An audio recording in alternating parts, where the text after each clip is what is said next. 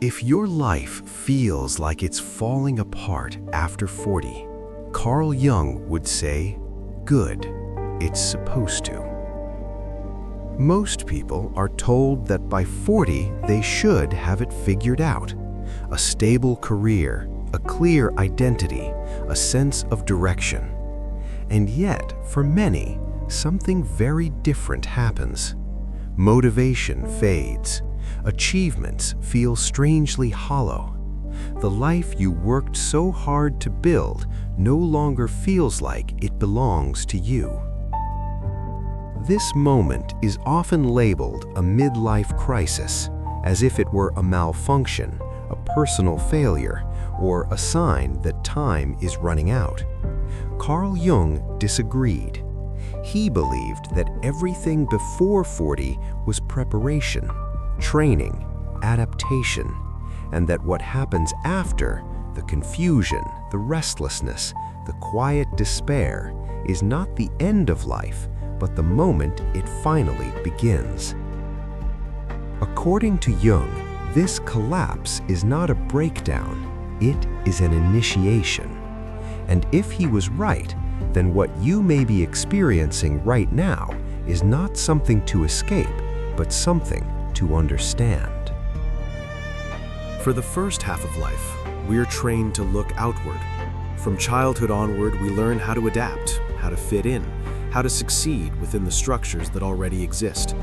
We discover what is rewarded: good grades, ambition, reliability, productivity, and we shape ourselves accordingly. Slowly, almost invisibly, an identity forms.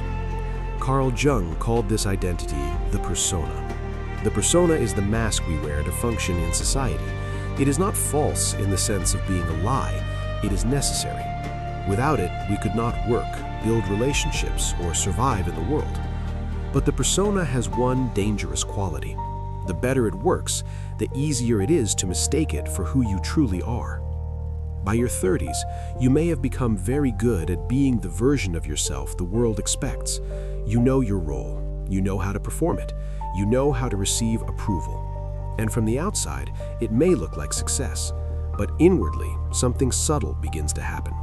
Parts of you that do not fit the role are pushed aside.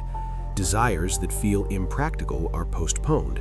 Questions that threaten stability are ignored. Not because you are weak, but because you are adapting. Jung believes this phase is unavoidable. The first half of life is about building a strong ego, a functional identity, a place in the world. But it is not meant to last forever. At some point, often around 40, the strategies that once brought meaning begin to fail. The same goals no longer motivate you.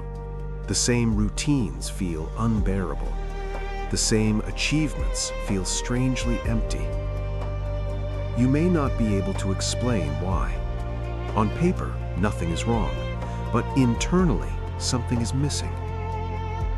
Jung observed that this moment often arrives quietly, not as a dramatic collapse, but as a slow erosion of meaning. A vague dissatisfaction, anxiety without a clear cause, a sense that time is slipping away. This is where many people panic. They try to fix the feeling by doubling down on the old life, more work, more productivity, more distractions. Or they attempt radical external changes, hoping a new relationship, a new career, or a new environment will silence the discomfort. But Jung warned that these attempts often miss the point, because the problem is not that the first life failed, it succeeded. And that success is precisely why it must end. The identity you built was designed to help you adapt to the world, but it was never meant to carry the full weight of your inner life. When it tries to, it collapses. Jung rejected the idea that the midlife crisis is pathological. He saw it as a psychological necessity. In the first half of life, the unconscious supports your outward expansion. It supplies energy, ambition, and drive. It tolerates imbalance because growth requires it. But eventually, that support is withdrawn, not to punish you, but to redirect you. When the unconscious is ignored for too long, it speaks through symptoms: depression, restlessness, loss of meaning. These are not errors, they are messages. Jung famously said that what we do not make conscious appears in our lives as fate. The crisis emerges when the unconscious demands to be included, when the parts of you that were set aside begin to ask for recognition. This moment feels like failure only because society offers no language for it. But psychologically, it is the beginning of maturity. At the center of this transition stands one of Jung's most unsettling ideas: the shadow. The shadow is everything about you that was excluded from your conscious identity. Not only weakness or immorality, but also creativity, sensitivity, ambition, and depth. Anything that did not fit the mask. When the first life collapses, the shadow steps forward, often through discomfort, sudden anger, unexpected envy, unexplained sadness, a longing for a life you never lived. This encounter is painful because it destroys the illusion of being fully in control. But Jung believed that without meeting the shadow, no real growth is possible. What you refuse to face does not disappear. It waits, and then it returns as fate. The task of the second half of life is not to perfect the persona, but to integrate the shadow, to become whole rather than merely acceptable. This process feels like a death, not a physical one, but a psychological one. The death of who you thought you were, the death of fantasies that can no longer be fulfilled, the death of identities that once protected you. Jung believed this death is unavoidable and necessary. In mythological terms, this is the descent into the underworld. Every hero must pass through it.